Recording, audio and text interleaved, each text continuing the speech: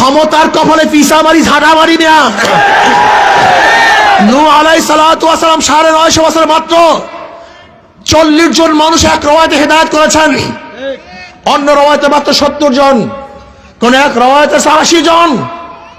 তার নবুয়তের কোনো কমতি হয় নাই। ইসলামী আন্দোলন বাংলাদেশ কিয়ামত পর্যন্ত যে একটা সিট না পায়, কোরআন ও সুন্নাহর বাইরে যাবে না, যেতে পারে না ইনশাআল্লাহ।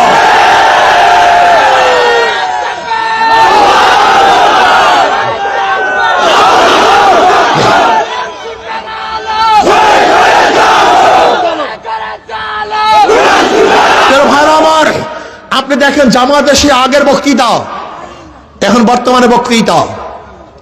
জামাতের আমির সাহেবের উপরে একজন মহিলা ঝেপে পড়ছে, তিনি তাকেও জড়িয়ে নিয়েছেন। শোনেন জামাতের ভাবারা, শোনেন, এই অবজ্ঞা কারোর সাথে করা হয় না। আপনার উচিত ছিল ভুল স্বীকার করা, কিন্তু আপনি ভুল স্বীকার না করে তাকে যোদ্ধার মা, জাতির মা এই ব্যাখ্যা দিয়ে এবং কোরআন ও হাদিসের খেলাফ করেছেন, উল্টা করেছেন। এই ব্যাখ্যা ঠিক হয় নাই। আপনার উচিত ছিল আবেগে হয়ে গেছে, কিন্তু ব্যাখ্যা দেওয়ার কোনো সুযোগ নাই, এটা ভুল। আমি স্পষ্ট বলবো, কালোকে কালো বলতে হবে, সাদাকে সাদা বলতে হবে, দিনকে দিন বলতে হবে, রাত্রকে রাত বলতে হবে। ইসলামী আন্দোলন বাংলাদেশকে অনেকে বদনাম করে সিটের জন্য তারা ভাগ হয়েছে।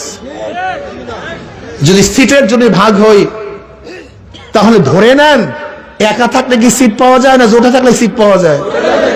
তা সিটের জন্য ভাগ হলে তো জোট করতাম, তা ভাগ হইলাম কেন? বোকা নাকি? এতটুকু সেন্স নাই না? মাথার মধ্যে এতটুকু সেন্স নাই?